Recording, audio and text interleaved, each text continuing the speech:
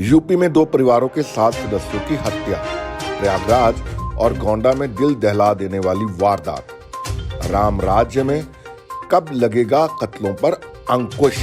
ममता दीदी से मुलाकात के बाद डॉक्टर सुब्रमण्यम स्वामी का मोदी सरकार पर वार। ट्वीट कर कहा, हर मोर्चे पर फेल है बीजेपी की सरकार। किसान आंदोलन का दिल्ली की सरहदों पर धरने का साल पूरा। जश्न मनाने के लिए राजधानी के बॉर्डरों पर किसान मजदूरों का फिर जमावड़ा। जब तक एमएसपी नहीं तब तक आंदोलन चलेगा, किसान नेताओं का ऐलान। कंगना रनौत हाजिर हो, दिल्ली की असेंबली की कमेटी ने किया तलब। सोशल मीडिया पर सिख किसानों मजदूरों को लेकर की थी पोस्ट। डीएसजीएमसी पहले ही दर्ज करवा चुकी है एफआईआर। सलमान खुर्शीद की किताब sunrise over Ayodhya, nationhood in our times को बैन करने से दिल्ली हाई कोर्ट का इनकार। कोर्ट ने कहा, लोगों को बोले ना पढ़े किताब। हिंदू वकील ने दायर की थी याचिका। जय भीम, जय भारत, जोहार साथियों, सबसे पहले मुआफी इस बात की कि आज शो जो है वंचितों का भारत वो अपने वक्त पे नहीं है। इसकी खास वजह ये है कि इस टीम के एक सदस्य जिनका बीती रात सड़क हादसे में निधन हो गया था और आज शाम उनका संस्कार किया गया, तो इस उथल पुथल की वजह से शो आज लेट है, जिसके लिए मैं तहे दिली से सभी दर्शकों से मुआफी चाहता हूं। दोस्तों, इसके साथ ही ये कहना चाहता हूं कि सड़क हादसा हो या यूपी के गोंडा और प्रयागराज में मजदूर परिवार की हत्या या एक सरफिरे आशिक की ओर से प्रेमिका, उसके मदर, उसके फादर का कत्ल, और उसकी एक और रिश्तेदार जो है वो इस वक्त जिंदगी और मौत के बीच में जूझ रहे हैं। पता नहीं कब ये सिलसिला थमेगा। राम राज्य के उत्तम प्रदेश में यहाँ लगातार हत्याओं का सिलसिला बढ़ता जा रहा है। साथियों, प्रयागराज के एक गांव के अंदर एक गरीब परिवार, मजदूर परिवार बीती रात को खाना खा के आराम करने के लिए सो गया। न जाने क्या हुआ उस परिवार के साथ, कौन आया, कपल, वाइफ, हस्बैंड, उनके बच्चों का कत्ल कर और फुर हो गया। सुबह ग्रामीणों को जानकारी मिली, सनसनी फैलना तो निश्चित था। एक मजदूर की किसके साथ क्या दुश्मनी हो सकती है? एक वंचित परिवार क्या अपराध कर सकता है? किस अपराध की सजा ये इस वंचित परिवार को है, समझ नहीं कुछ आ रहा है। इतना बड़ा नरसंहार क्यों है ये? कौन है कातिल और क्या है पूरे वारदात की कहानी? लेकिन कोई सुराग नहीं है।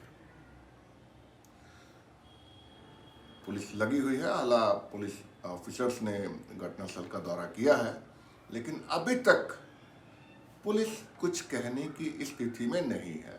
वही रटी रुटाई बात, जांच जारी है। उधर गोंडा में एक सरफिरे आशिक ने, जिसका अफेयर था एक लड़की के साथ, अफेयर टूटने के बाद वो हथियार लेके पहुंच गया लड़की के घर। लड़की को, उसके मदर को, उसके फादर को और एक और रिश्तेदार पर हमला बोल दिया। ये इतना बड़ा और इतना दहशत का हमला था कि कोई भी उस सरफिरे आशिक को रोकने के लिए आगे नहीं बढ़ पाया।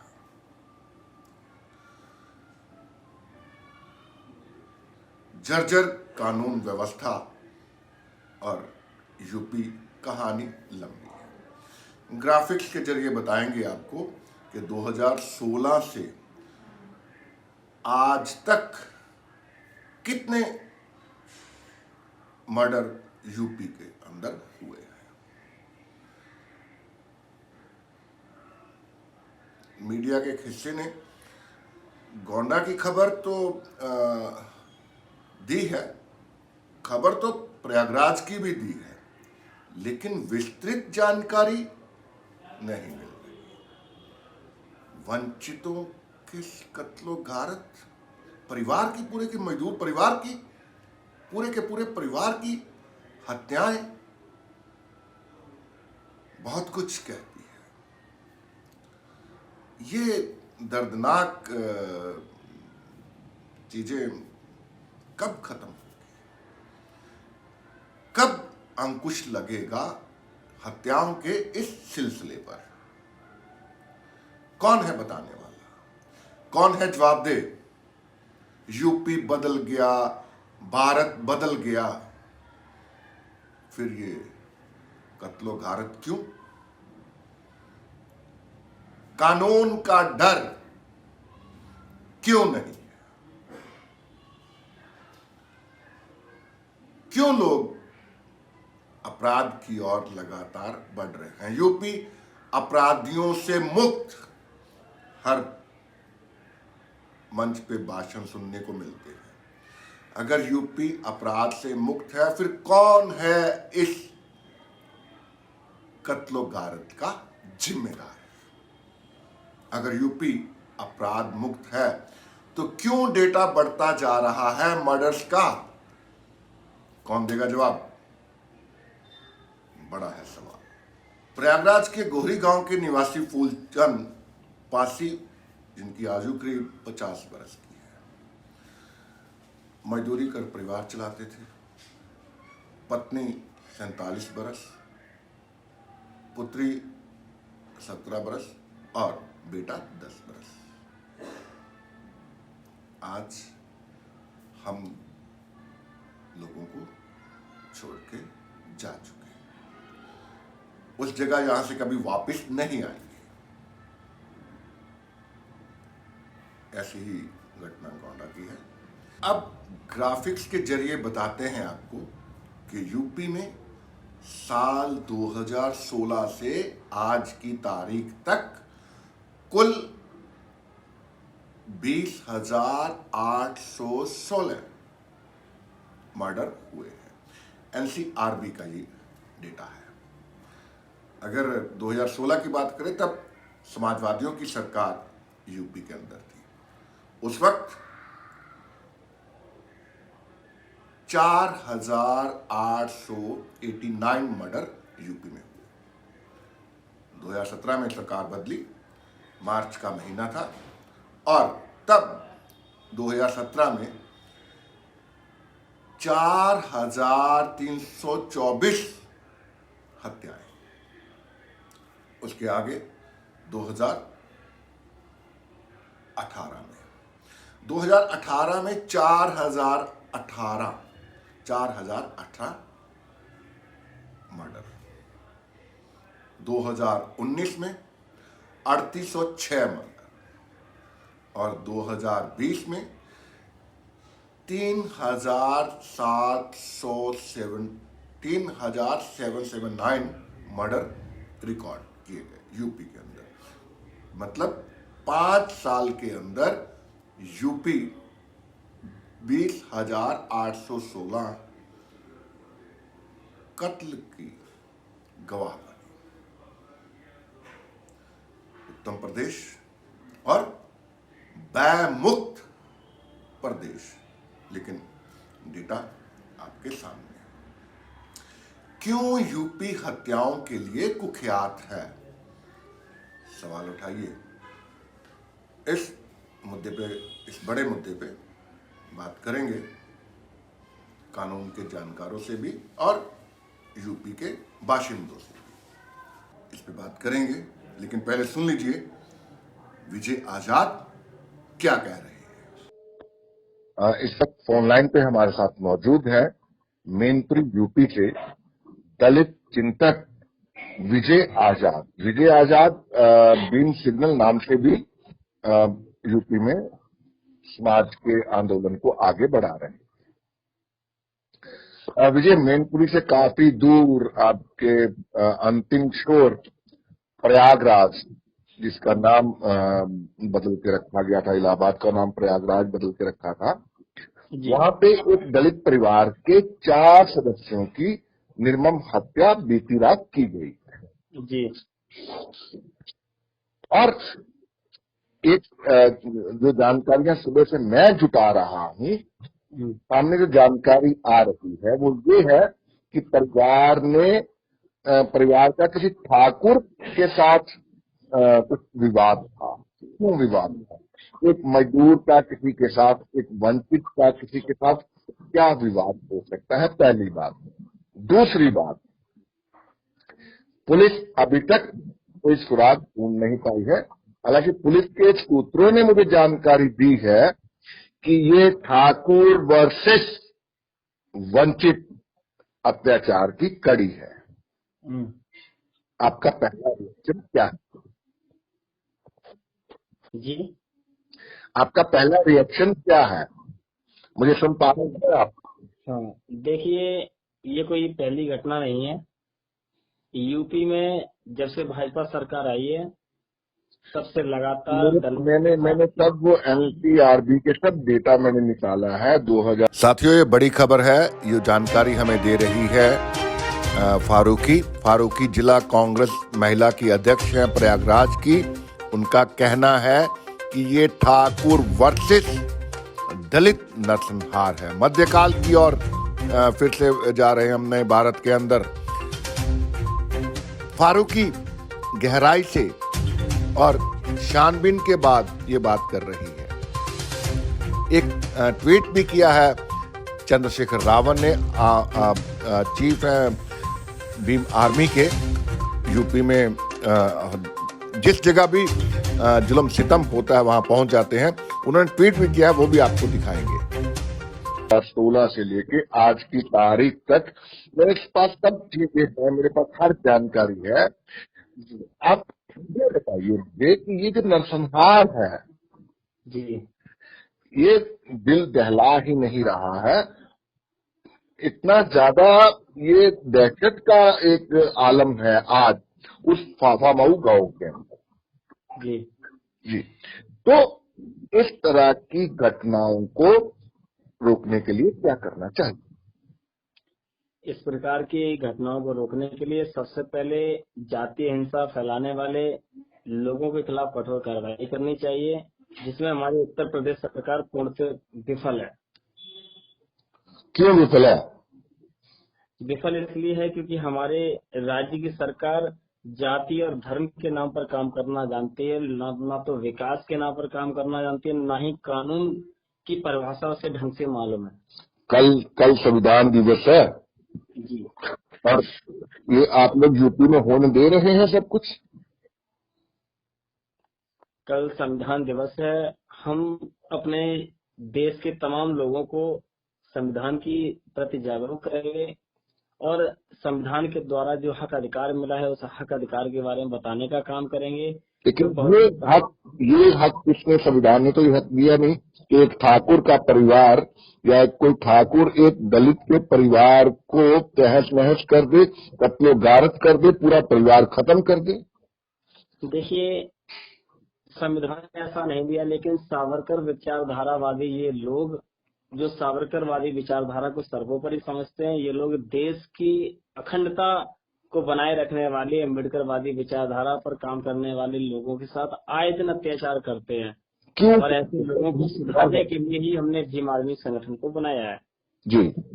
और हम पीड़ित परिवार को हर संभव तरीके से न्याय दिलाने का काम करेंगे और दोषियों को कटघरे में पहुंचाते हुए और अग्रिम मतलब किसी भी बहुजन के साथ आगे भविष्य में कोई घटना घटित ना हो, इसके लिए हम पहले से कठोर तैयारी रखेंगे, ताकि ये लोग हमारे भोले भाले मासूम लोगों के साथ इस प्रकार की घटनाओं को अंजाम न दे सकें।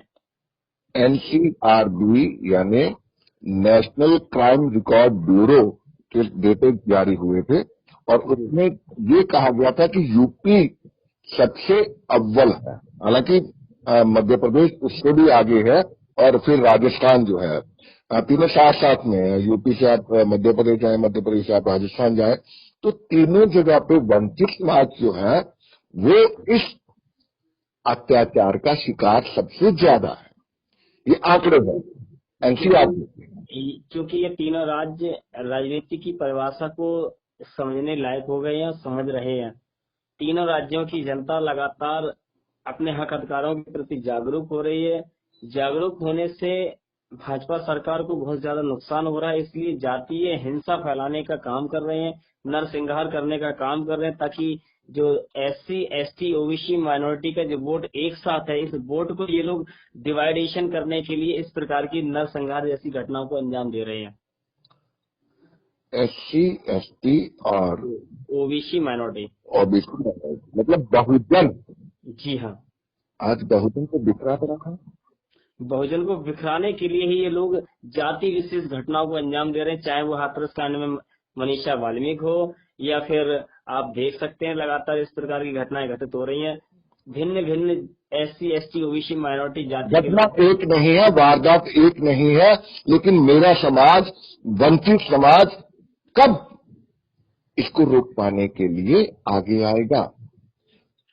वंचित समाज 2022 में इन लोगों को इनकी सत्ता से जड़ से उखाड़ने का काम करेगा, क्योंकि वंचित समाज समझ चुका है और जो जनता की जो भूल थी कमल का फूल, अब उसको भुला करके वो लोग हाथी की सवारी करने वाले हैं। और 2022 में जिस प्रकार से 2007 में माननीय बहन जी की सरकार थी, इस घटना पे इस तरह की राजनीति करने का वक्त नहीं है। क्यों हम लोग अपने समाज के प्रति आंदोलन शुरू नहीं करते? तब तक ये नरसंहार होते रहे। देखिए आंदोलन हमारे महापुरुष करते आए हैं, अब आंदोलन करने का समय नहीं है, अब तो क्रांति करने का समय है। तो ये क्रांति कब है?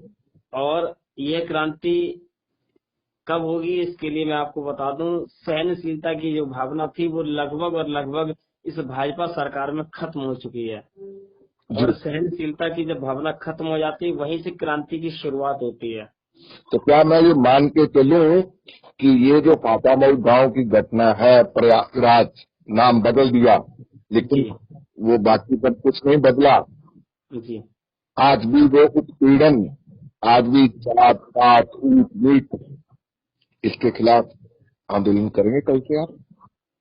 हम लगातार आंदोलन कल से नहीं, हम आज से करेंगे, क्योंकि अब अन्याय अत्याचार सहा नहीं जाएगा। जिस प्रकार से ये दलित समाज के साथ, बहुजन समाज के साथ अन्याय अत्याचार कर रहे हैं, इससे पूरे देश में त्राही त्राही हो रही है, देश में द्वेष भावनाएं उत्पन्न हो रही हैं, देश हमारा लगातार अंधकार की ओर जा रहा है।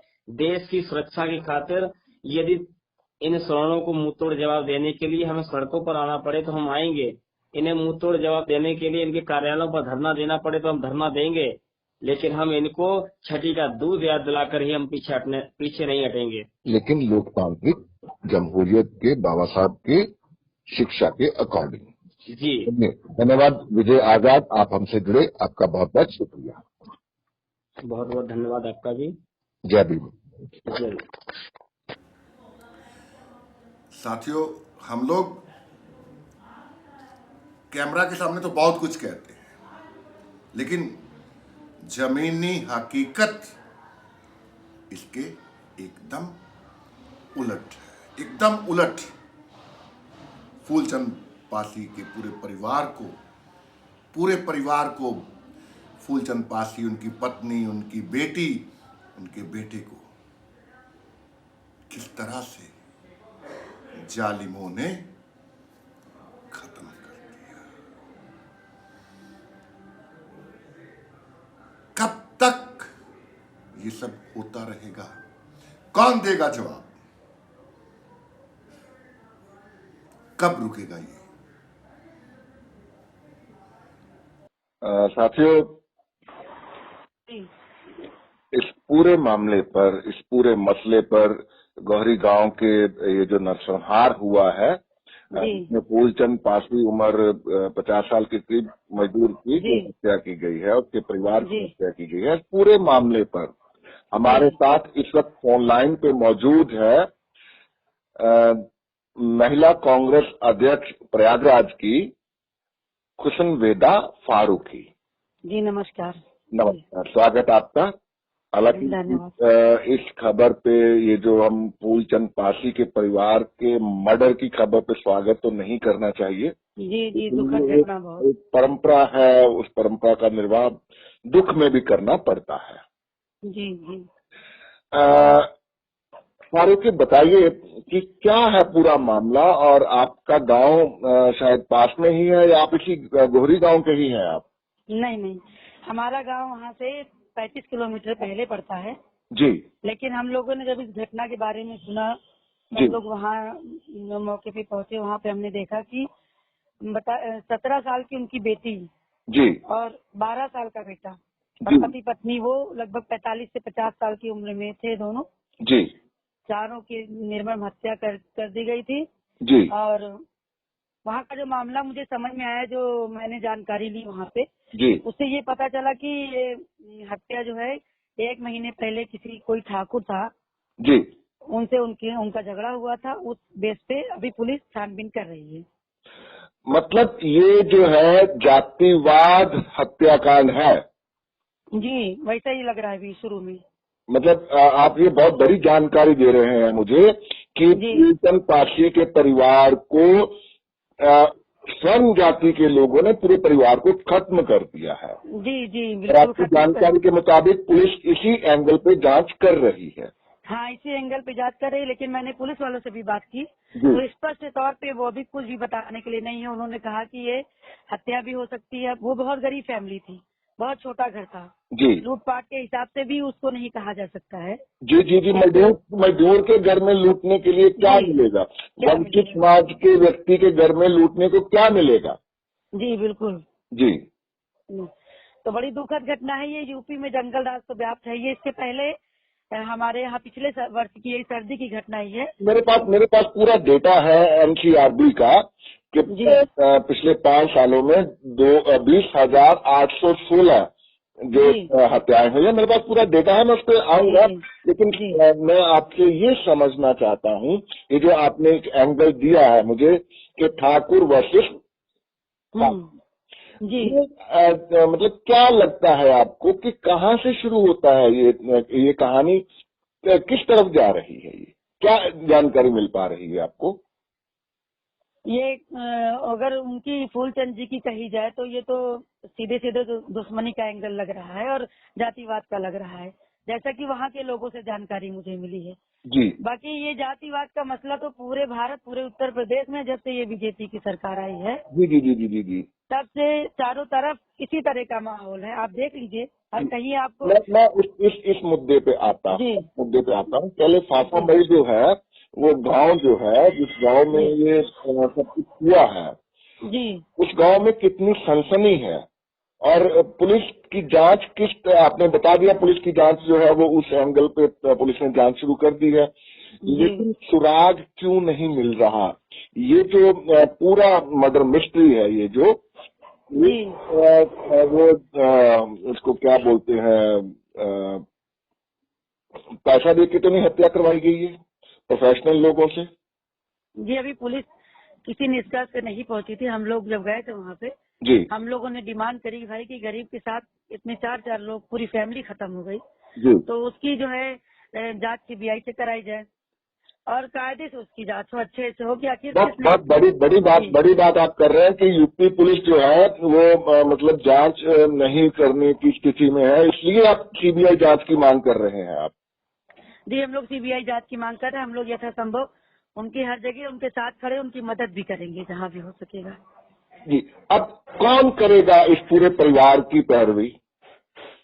हमारी पार्टी। पूरा परिवार तो खत्म हो गया। हाँ, उनके हैं फैमिली में जो उनके परिवार के लोग, उनके भाई वगैरह जी। वो गांव में रहते हैं। इसी गांव में रहते हैं? नहीं, अलग दूर रहते हैं। आप 20-25 किलोमीटर दूर है। पे रहते हैं? 20-25 किलोमीटर दूरी पे रहते हैं वो। मतलब पास में ही है, ज्यादा दूर नहीं है? हाँ। जी।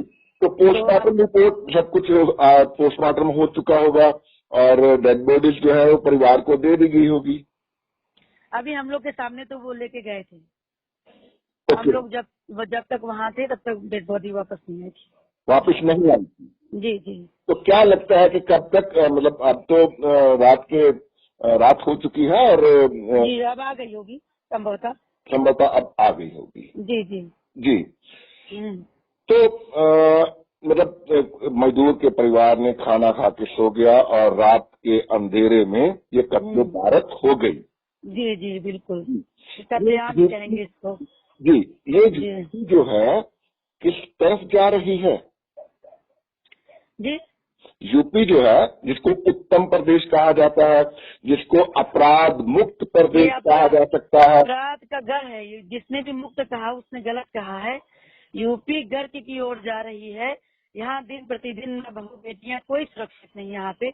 और ये जो घटना हो रही ना, ये 2 साल के अंदर ऐसी मेरी जानकारी में अभी तीसरी घटना मेरे एरिया की है। इसके पहले 4 ब्राह्मणों की हत्या सुराव है, उसी से लगा हुआ, पापा माओ से लगा हुआ। जी। 10 किलोमीटर के अंदर का एरिया है वो। जी। वहाँ पे 4 ब्राह्मणों की हत्या हुई थी। वहाँ भी हम लोग गए थे। हम लोगों ने बहुत साथ दिया उनका। हमारी पार्टी ने पूरा साथ दिया। तो वो हत्या का कारण क्या था? वो हत्या का कारण आज तक पता ही नहीं चल पाया। मतलब इतनी असहाय पुलिस है कि वो निकाल ही नहीं पा रही। हाँ, वो भी गरीब फैमिली थी। उसमें भी 2 छोटे छोटे बच्चे थे। एक 1.5 साल का था, एक 4 साल का था और माता पिता थे यंग एकदम। इसके पिछले साल भी यहीं पर हुआ था। हमारे गांव के बगल में गांव है, होलागढ़ ग्राम सभा है। वहाँ भी 4-5 लोगों की हत्या हुई थी, जिसमें से 4 तो वहीं खत्म हो गए। 2 लड़कियां थी 18-20 साल की।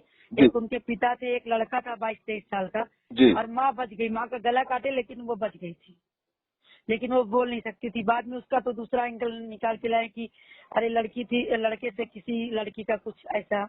लेकिन ये है तो बहुत खराब चीज ना। ये दिन दहाड़े रात में कभी भी कोई सुरक्षित है इस राज्य में? लेकिन पिछले राज्य की बात कर लेते हैं। इनसे पहले जो राज्य था, इनसे पहले जो वहाँ पे हुकूमत थी, साल 2016 की अगर मैं बात करूं तो साल 2016 में 4,889 मर्डर हुए आपकी यूपी के अंदर। वो तब समाजवादियों की सरकार थी, तो तब भी कोई अंतर नहीं था, आज भी कोई अंतर नहीं है।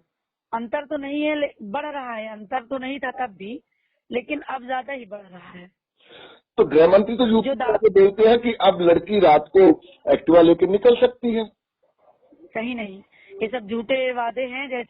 जैसे हर एक के खाते में 15-15 लाख पहुंच गए, वैसे इनका ये भी वो उस मुद्दे पे बाद में आएंगे। बोल बच्चा नहीं, ये मुख्यमंत्री जी का जी। यहाँ लड़कियां इसी के साथ एक गोंडा में जो वारदात हुई है, सरफिरे आशिक ने जो किया है गोंडा के शिवनगर कॉलोनी में, तो वहाँ पे भी वो मार डाला गया। एक परिवार, एक लड़की के माता पिता को, उस लड़की को कुछ अफेयर था।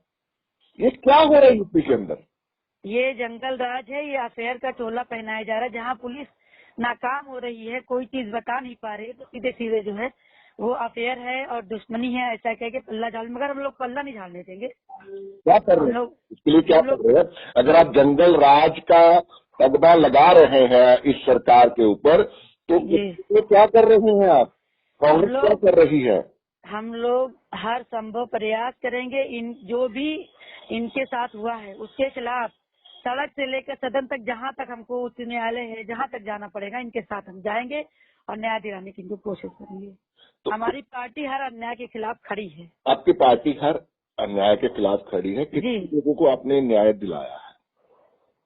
अभी जो यहाँ पे जो पिछली बार भी जो हत्याकांड हुआ था, हम लोगों ने जिले स्तर पे जो हो सका हम लोगों ने उनका किया। आगे जो अफसर बैठे हैं, सब जगह जाके मिलना, बात करना, उनके लिए न्याय के लिए जहाँ तक हो सके हम लोग लड़ाई लड़ रहे हैं और उनका केस भी चल रहा है अभी। तो केस की क्या स्टेटस है अभी भी पुलिस वही रुकी हुई है। जब जाके थोड़ा आगे बढ़ो तो आगे बढ़ती है, नहीं फिर वही फिर यही निष्कर्ष लास्ट में निकलता है कि दुश्मनी थी और ये वो करके। मतलब कहानी जो है सस्पेंस के दायरे से बाहर नहीं निकल पाती। नहीं नहीं, बाहर नहीं निकल पाती है। खुशनुदा, ये क्यों अपराध का एक गढ़ बनता जा रहा है और इसके क्या दूसरे कारण हो सकते हैं? इसके सबसे बड़ा कारण तो ये बेरोजगारी है। मतलब हर मसले में जो है, जब पब्लिक के पास, अब लोग जब से कोरोना खत्म हुआ है या कोरोना काल से ले लीजिए, जी। तब से लूटपाट, चोरी डकैती, मारना वारना ये सब बहुत ज्यादा बढ़ गया है। क्योंकि हम भी जिस एरिया में रहते हैं, हमारा लखनऊ रोड पे हमारा गांव पड़ता है जी। आए दिन यहाँ पे ऐसी ऐसी घटनाएं होती रहती हैं। और रात में दिन में भी ऐसा होता रहता है। अभी 3-4 दिन पहले की बात है, मेरी गाड़ी से बैटरी दिन में ही निकाल ले गए। तो जब लोगों के पास कोई काम नहीं है पेट भरने के लिए, ये सब कर रहे हैं उल्टा सीधा काम जो भी है। कांग्रेस इस ये जो आप कर रहे हैं कि पेट भरने के लिए, कांग्रेस की क्या योजना है? कांग्रेस की सरकार अगर आती है तो 20 लाख युवाओं को रोजगार दिया जाएगा। पंजाब में क्यों नहीं दिया? जी, छत्तीसगढ़ में क्यों नहीं दिया 20 लाख लोगों को रोजगार? पंजाब में भी आपकी सरकार है, छत्तीसगढ़ में भी आपकी सरकार है, और राजस्थान की भी बात कर लेता हूं मैं। राजस्थान में भी कमोबेश स्थिति यही है। देखिए, राजस्थान में 2 दिन पहले एक बच्चे ने पानी पिया एक नल से और उस बच्चे को इतना पीटा कि उसकी रीढ़ तोड़ दी। जी, वहां की सरकार के बारे में क्या कहेंगे आप? अब अगर ऐसी घटना हुई है तो ये जिस भी सरकार में हुई हो, चाहे कांग्रेस हो या बीजेपी, अगर कोई भी हो, तो ये ठीक नहीं। इसके खिलाफ law and order is the matter for state government. ये कानून व्यवस्था का मामला जो होता है सरकारों का होता है, कांग्रेस की या बीजेपी की। कानून व्यवस्था तो सर हर जगह की ध्वस्त हो गई है, लेकिन हाँ, जहाँ कांग्रेस की सरकार है वहाँ अन्याय तो नहीं होने देंगे। अब प्रियंका जी ने यूपी के बारे में जो कहा है, मैं उसके बारे में आपको जानकारी देना चाहती हूँ कि अगर सरकार बनी तो जो लड़कियां ग्रेजुएशन कर रही हैं जी, उनको स्कूटी दी जाएगी, इंटर पास लड़कियों को स्मार्टफोन दिया जाएगा, और किसानों का कर्जा हाफ हो जाएगा, बिजली का बिल हाफ हो जाएगा। ये सब बात की बातें हैं। चुनाव के दौरान आपसे इसी मुद्दे पे खास बातचीत करेंगे। तब देखेंगे कि क्या कांग्रेस का मैनिफेस्टो है, कांग्रेस क्या वादे कर रही है। आपने जानकारी दी, बहुत बहुत शुक्रिया आपका। जी जी जी, धन्यवाद। थैंक यू सो मच जी। साथियों, खुशनवेदा फारूकी को आपने सुना, नई जानकारी दी उन्होंने कि ये हत्याकांड जो है ये दलित वर्सेस स्वर्ण, वही मध्यकाल सब कुछ जो हो रहा था जब मोहनजोदड़ो और वो सब चीजें दोहराई जा रही हैं नए भारत के अंदर भी। दोस्तों, इसके साथ ही आपको दिल्ली की सरहदों की ओर ले चलते हैं। दिल्ली को जो दिल्ली के प्रवेश द्वार जिनको बोला जाता है या बोला जा सकता है, या जिसको दिल्ली के बॉर्डर्स कहा जाता है, पंजाब हरियाणा से होते हुए आप सिंधु बॉर्डर के माध्यम से दिल्ली में दाखिल होते हैं। यूपी से आप आते हैं तो गाजीपुर बॉर्डर से आप राजधानी दिल्ली में आप पहुंचते हैं। अगर आपको राजस्थान या हरियाणा से आना होता है दिल्ली के अंदर, तो आप टिकरी बॉर्डर से दिल्ली में एंटर होते हैं। 365 दिन कल हो जाएंगे वहां बैठे, इन बॉर्डर्स पे बैठे किसान मजदूरों को। 3 कृषि कानून जो कि सरकार ने एक अध्यादेश के जरिए थोप दिए थे, उनको वापस लेने का ऐलान प्राइम मिनिस्टर कर चुके हैं, और उनकी कैबिनेट ने एक प्रस्ताव पारित किया है कि इन कानून को रिपेल किया जाएगा। लेकिन किसान दिल्ली के बॉर्डर्स पर जमावड़ा और जमा रहे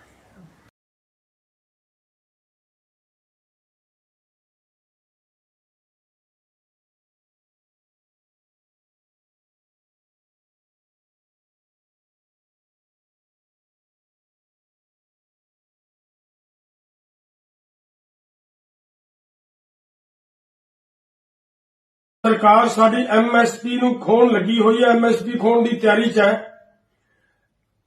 ਜਿਸ ਤਰੀਕੇ ਦੇ ਨਾਲ ਮੰਡੀਆਂ ਖਤਮ ਹੋਣੀਆਂ, ਮੰਡੀਆਂ ਖਤਮ ਕਰਕੇ ਐਫਸੀਆਈ ਨੂੰ ਖਤਮ ਕਰਨਾ ਤੇ ਐਫਸੀਆਈ ਖਤਮ ਹੋਣ ਤੋਂ ਬਾਅਦ ਸਾਡੀ ਐਮਐਸਪੀ ਆਪਣੇ ਆਪ ਖਤਮ ਹੋ ਜਾਣੀ ਸੀ। ਉਹਦੇ ਤੇ ਆਪਾਂ ਤਕੜੇ ਹੋ ਕੇ ਲੜੇ ਆ, ਉੱਥੇ ਨੱਕਾ ਲਾਇਆ, ਉਹਨੂੰ ਰੋਕ ਲਿਆ ਗਿਆ ਭਾਵੇਂ, ਪਰ ਹਜੇ ਐਮਐਸਪੀ ਦੀ ਲੜਾਈ ਬਾਕੀ ਹੈ। ਐਮਐਸਪੀ ਦੇ ਉੱਤੇ ਆਪਾਂ ਅੰਦੋਲਨ ਜਾਰੀ ਹੈ ਦੋਸਤੋ, ਕਿਉਂਕਿ ਉਹੀ ਲੜਾਈ ਜਿਹੜੀ ਅਸੀਂ 3 ਕਾਲੇ ਕਾਨੂੰਨਾਂ ਤੇ ਲੜੀ ਹੈ, ਉਹਦਾ ਦੂਸਰਾ ਰੂਪ ਹੀ ਹੈ ਐਮਐਸਪੀ ਦੀ ਲੜਾਈ। ਕਿਉਂਕਿ ਤੁਸੀਂ ਦੇਖਿਆ ਪਿਛਲੇ ਦਿਨਾਂ ਦੇ ਵਿੱਚ ਪੰਜਾਬ ਦੇ ਅੰਦਰ ਸਾਡਾ ਪੰਜਾਬ ਗਵਰਨਮੈਂਟ ਨੇ ਐਲਾਨ ਕੀਤਾ ਸੀ ਕਿ ਏਕੜ ਦਾ 25 ਕੁਇੰਟਲ ਝੋਨਾ ਹੀ ਖਰੀਦਿਆ ਜਾਏਗਾ, ਤੇ ਜੇ 25 ਕੁਇੰਟਲ ਪ੍ਰਤੀ ਏਕੜ ਝੋਨਾ ਖਰੀਦਣ ਦੀ ਗੱਲ ਸੀ, ਇਹਦਾ ਮਤਲਬ ਕੀ ਨਿਕਲਦਾ ਹੈ ਕਿ ਜੇ ਕਿਸੇ ਕਿਸਾਨ ਦਾ 30 ਕੁਇੰਟਲ ਨਿਕਲਿਆ ਜਾਂ 32 ਕੁਇੰਟਲ ਨਿਕਲਿਆ ਜਾਂ 34 ਕੁਇੰਟਲ ਨਿਕਲਿਆ, ਉੱਪਰਲਾ 7, 8, 9 ਕੁਇੰਟਲ ਝੋਨਾ ਕਿਸੇ ਨੇ ਨਹੀਂ ਖਰੀਦਣਾ ਸੀ। ਇਹਦਾ ਮਤਲਬ ਉਸ 9 ਕੁਇੰਟਲ ਝੋਨੇ ਲਈ ਤੁਹਾਡੀ ਖਰੀਦ ਏਜੰਸੀ, ਤੁਹਾਡੀ ਖਰੀਦ ਪਾਲਿਸੀ ਖਤਮ। ਇਸ ਕਰਕੇ ਇਹਨੇ ਆਹਿਸਤਾ ਆਹਿਸਤਾ 25 ਕੁਇੰਟਲ ਤੋਂ ਅਗਲੇ ਸਾਲ 24 ਕੁਇੰਟਲ ਤੇ ਆਉਣਾ ਸੀ, ਅਗਲੇ ਸਾਲ 23 ਕੁਇੰਟਲ ਤੇ ਆਉਣਾ ਸੀ, ਅਗਲੇ ਸਾਲ 20 ਕੁਇੰਟਲ ਤੇ ਆਉਣਾ ਸੀ, ਜਿਸ ਤਰ੍ਹਾਂ ਹਰਿਆਣੇ ਦੇ ਵਿੱਚ ਆ ਰਹੀ ਹੈ, ਰਾਜਸਥਾਨ ਦੇ ਵਿੱਚ ਆ ਰਹੀ ਹੈ। ਸੋ ਇਸ ਕਰਕੇ ਦੋਸਤੋ ਇਹ ਕਿਉਂ ਹੋ ਰਿਹਾ ਹੈ ਸਾਰਾ ਕੁਝ? ਇਹਦੀ ਮੇਨ ਵਜ੍ਹਾ ਹੈ ਕਿ ਜਿਸ ਗੈਟ ਦੇ ਖਿਲਾਫ ਆਪਾਂ ਬਹੁਤ ਵਾਰੀ ਇਹ ਗੱਲ ਕੀਤੀ ਹੈ ਕਿ ਗੈਟ ਦੇ ਵਿੱਚੋਂ ਨਿਕਲ ਕੇ ਕਾਨੂੰਨ ਆਏ ਨੇ ਤੇ ਉਸੇ ਗੈਟ ਦੇ ਵਿੱਚੋਂ ਇਹ ਪਾਲਿਸੀ ਨਿਕਲ ਕੇ ਆਈ ਹੈ। ਗੈਟ ਦੇ ਵਿੱਚ ਕਿਹਾ ਗਿਆ ਹੈ ਕਿ ਭਾਰਤ ਜਿੰਨਾ ਵੀ ਸਮਾਨ ਖਾਂਦਾ, ਚਾਹੇ ਉਹ ਤੇਲ ਬੀਜ ਨੇ ਤੇਲ ਖਾਂਦਾ, ਚਾਹੇ ਉਹ ਦਾਲਾਂ ਖਾਂਦਾ, ਚਾਹੇ ਉਹ ਸਬਜ਼ੀਆਂ ਖਾਂਦਾ, ਚਾਹੇ ਉਹ ਫਰੂਟ ਖਾਂਦਾ, ਚਾਹੇ ਉਹ ਅਨਾਜ ਖਾਂਦਾ, ਉਹਦਾ 8%, 8.5% ਬਾਹਰ ਤੋਂ ਮੰਗਾਉਣਾ ਪਏਗਾ। ਇਹ ਸਨ 2005 ਤੋਂ ਲਾਗੂ ਹੈ ਗੱਲ, ਔਰ ਹਰ ਸਾਲ ਉਹਦੇ ਨਾਲ 0.8% ਵਾਧਾ ਹੁੰਦਾ ਜਾਏਗਾ। और एक तो जश्न 365 दिन का। हालांकि अफसोसनाक बात यह है कि इन 365 दिन के अंदर दिल्ली की सरहदों पर 700 से ज्यादा किसान इस दुनिया से रुखसत कर चुके हैं, या ये कह लीजिए कि बहुत 700 से ज्यादा किसानों के परिवारों ने अपनों को खो दिया है।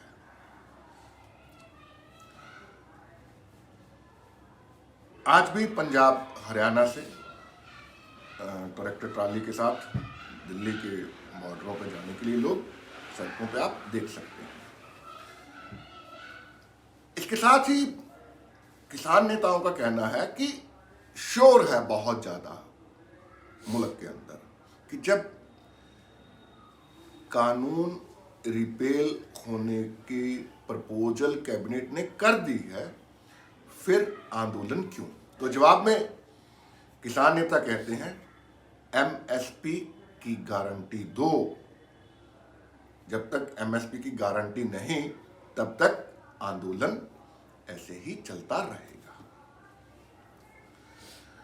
साथियों, चलते चलते एक बात पद्मश्री कंगना रनौत की भी कर लेते हैं। अभिनेत्री है और हिमाचल के मंडी में इसी साल बाई इलेक्शन हुआ है। बीजेपी की ओर से टिकट की दावेदार भी थी। 19 अप्रैल को माफ करिएगा 19 नवंबर को जब तीनों कृषि कानून को रिपेल करने का ऐलान प्राइम मिनिस्टर ऑफ इंडिया ने टेलीविजन पे आके किया, उसके बाद कंगना रनौत ने एक पोस्ट जारी की सोशल मीडिया पे। इस पोस्ट में उन्होंने लिखा, इतना जहरीला, इतना जहर उगला उन्होंने कि किसी को भी कुछ भी कह देना, फ्रीडम ऑफ स्पीच, और उसका भेजा इस्तेमाल। किसान मजदूरों को खालिस्तानी आतंकवादी के पूर्व प्राइम मिनिस्टर इंदिरा ने इन सिख भाइयों को, सिख समुदाय के लोगों को जूते की नोक से कुचल दिया था, मच्छर की तरह कुचल दिया था। हालांकि इंदिरा गांधी की जान भी चली गई थी, लेकिन उन्होंने देश को बंटने से रोकने के लिए एक्शन लिया था। तो सरकार, उनकी जो केंद्र सरकार है, वो आज इसलिए झुक गई है और कानून वापस ले रही है क्योंकि इंदिरा जैसा जज्बा दूसरों में नहीं है। हैरत है, अफसोस है कि 700 से ज़्यादा किसान जान गंवा चुके हैं। उनके परिजनों से पूछिए, जिनके परिजन आज किस हालत में है और एक्ट्रेस किस तरह के बयान दाग कर जख्मों पे नमक का छिड़काव कर रही है। अब दिल्ली की असेंबली की एक कमेटी ने कंगना को सम्मन किया है और कंगना को 6 दिसंबर 2021 दिन सोमवार को दिल्ली में असेंबली की कमेटी के सामने हाजिर होना है। देखते हैं वहां पे क्या बोलती है अभिनेत्री। विवादों में रहना आदत होती है कुछ लोगों की और विवाद करना भी आदत का हिस्सा होता है। अब सिख संगठनों के कुछ लोगों ने दिल्ली गुरुद्वारा मैनेजमेंट कमेटी ने भी कंगना रनौत के खिलाफ एफआईआर दर्ज करवाई है। देखते हैं अब क्या बोलती है एक्ट्रेस, और जुबान जहरीली रहती है या कुछ चेंज आती है। दोस्तों, आज के लिए इतना ही। कल संविधान दिवस भी है। मैं सबसे पहले इसकी मुबारक आपको एडवांस में दे रहा हूं। दूसरी चीज, कल कुछ खास करेंगे संविधान दिवस के लिए। जय भीम, जय भारत, जोहार।